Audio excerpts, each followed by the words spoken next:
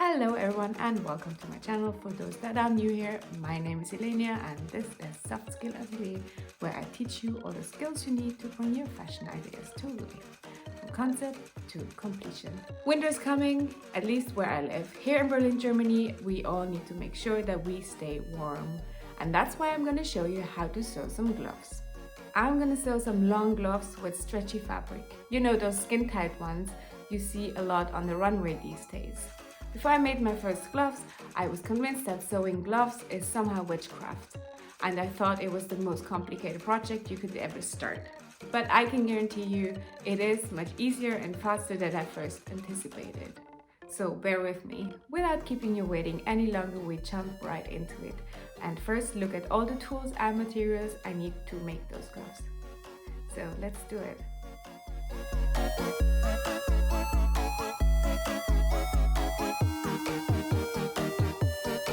First, I found this free glove pattern on the internet, and I think it's actually perfect.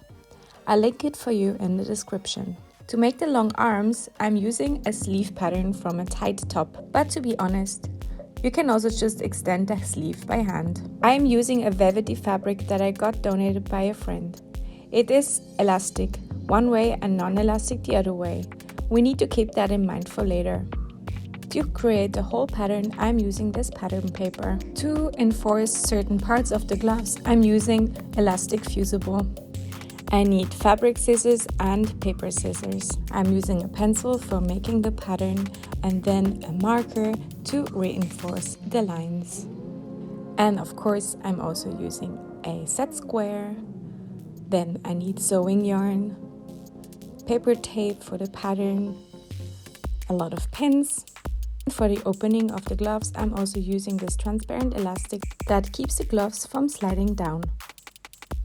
I'm starting my project by adjusting the glove pattern to the appropriate length that I want. I copy the glove pattern to the pattern paper by tracing it as accurate as possible to the paper.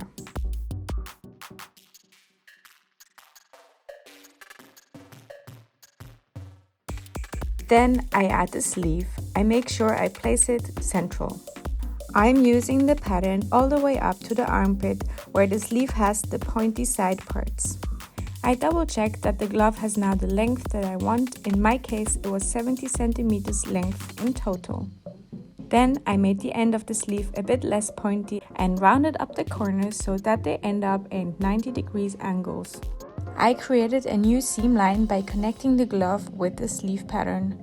Around the wrist, I made the gloves more narrow so that they will end up being skin tight also on that area. After finalizing the pattern with a marker, I added seam allowance around the sleeve part. On the glove pattern, the seam allowance is already included and it's only around 3 millimeters wide. Next, I also copied the thumb pattern so I can leave the whole original pattern in one piece. To make sure I will later know what part goes with what part on the thumb, I make some marks. In case everything goes a bit too fast for you, just pause the video and make sure that you'll do the same on your pattern. I promise you it is very helpful.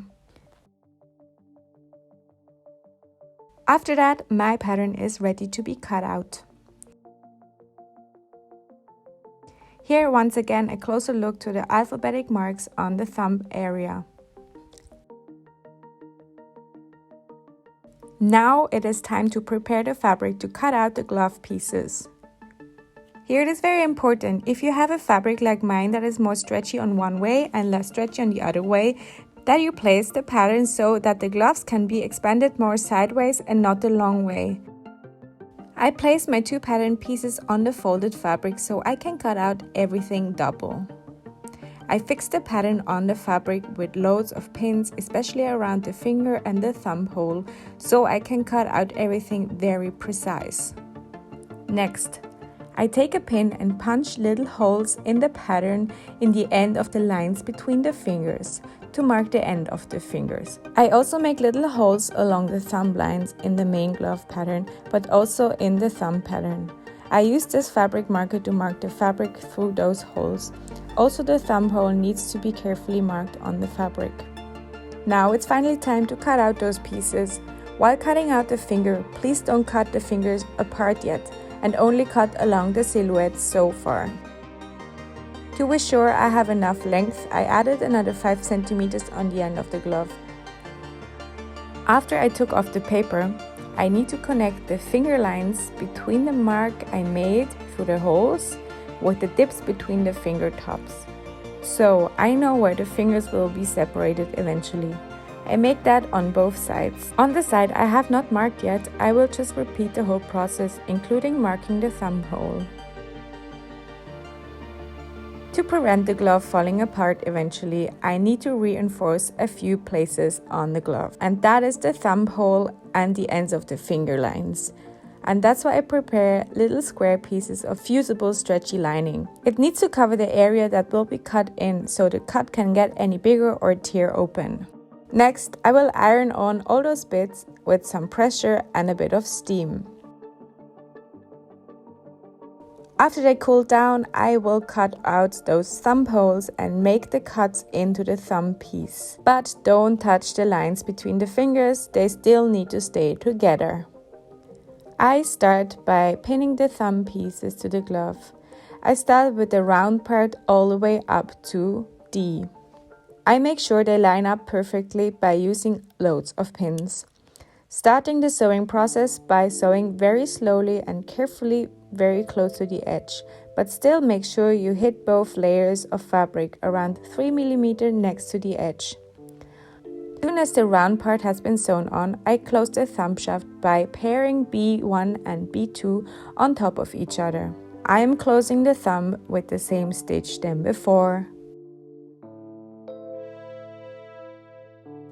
After the thumb is closed, I close the line from D to C.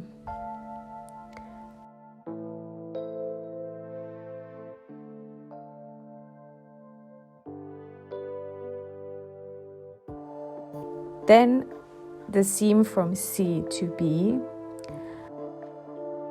And as the last, I sew together the seam from B to A.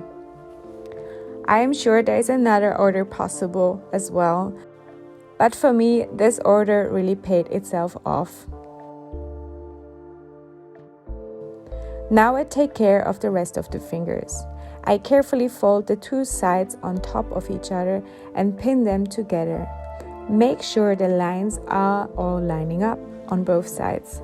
As soon as I'm sure I have all fingers carefully lined up and properly pinned together, I will start sewing again around 2 to 3 centimeters next to the edge on the fabric, and also in the same distance around the separation lines of the fingers. On the bottom of the finger lines, I make 2 vertical stitches before I sew all the way up to the next finger again.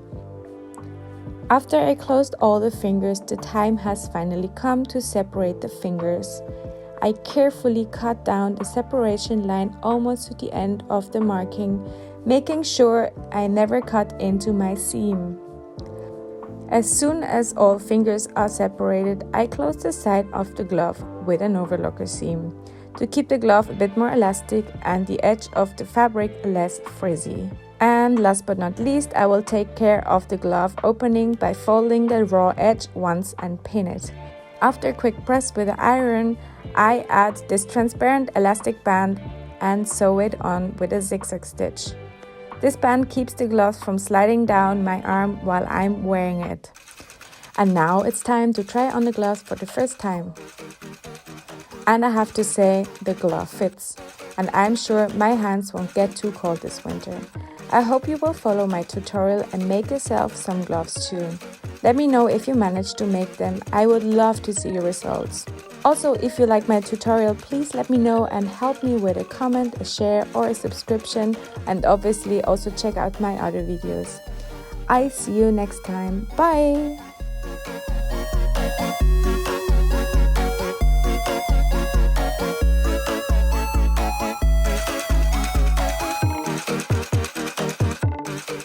After finishing filming the tutorial, my gloves went through another transformation. I glammed them up for my Halloween shop window. If you want to learn more about the transformation and the whole beading process, please check out my TikTok account.